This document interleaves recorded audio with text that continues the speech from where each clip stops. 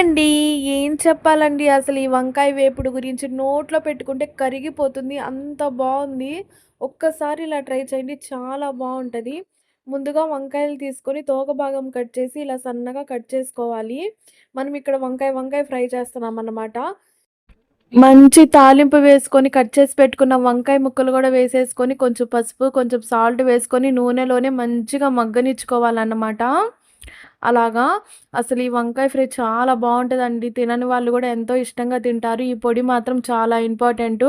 కొంచెం వేరుశనగపప్పు, కొబ్బరి, జీలకర్ర, ఎండుమిర్చి లైట్‌గా ఫ్రై చేసేసుకొని మిక్సీ వేసుకోవాలి. కొంచెం చిన్నుల్లిపాయ గూడా వేసి, ఇంకా వంకాయ ముక్కలు గూడా బాగా ఫ్రై అయిపోయినియి.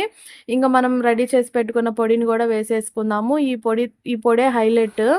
ఇంకా అయిపోయింది. ఒక 10 మినిట్స్ తర్వాత కొత్తిమీర అయితే వేసేసుకోవాలి. అలా వేడి వేడి అన్నం ఏసుకొని, టమోటా పప్పు, వంకాయ వేపుడు వేసుకొని, కొంచెం నెయ్యి వేసుకొని తింటే ఉందండి. అసలు మెత్తగా ఎళ్ళిపోతుంది నోట్లోకి. వీడియో నచ్చితే లైక్ చేయండి, షేర్ చేయండి, కామెంట్ చేయండి. అలాగే మన ఛానెల్‌ని సబ్స్క్రైబ్ చేసుకోవచ్చు కదా!